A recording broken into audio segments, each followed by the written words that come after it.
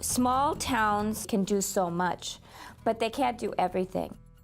Instead of us being in our own small towns with our own basketball and football teams that kind of compete against each other, for us to really survive as a rural region, we really need to work together. And when you're looking at things like infrastructure, there's no way that just a small community necessarily can have the resources to do all the infrastructure that's required. When you start to move just from a small town beyond a county to a 5-county region area, there's a number of efficiencies and effectiveness that can happen because you're coming to it together. One of our builders has used what's called a spider web analogy, and it is truly like that. When you think about a spider's web, it's their home, it's their transportation system, it's their source of food, it's everything.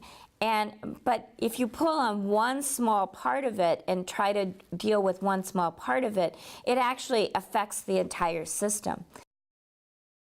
My theme of connectivity, it really probably should be broadband. People understand that better. It really is focused on broadband infrastructure within the 5-county region. To meet the needs of business, education, hospitals are 3 major areas that we're working on. For them to really survive and be sustainable in the long haul, they have to have infrastructure. And one of the primary infrastructures that they need is broadband. For the hospitals to actually connect with very rural seniors, as an example, that are emerging as a major population in this region, one of the ways that is an effective way is for them to do it through this, what's called telehealth. And so that's the reason that a hospital, for example, really is interested and concerned about the degree to which we have broadband infrastructure within this region. Bandwidth is like having a road, and then like during the rush hour, all these cars are trying to merge onto this road. Well, what happens is the road can only absorb so many of those cars, so that it means that it doesn't have the width, the bandwidth, it doesn't have the width to allow for all these cars to merge onto that highway. People who have access to broadband don't think about not having access.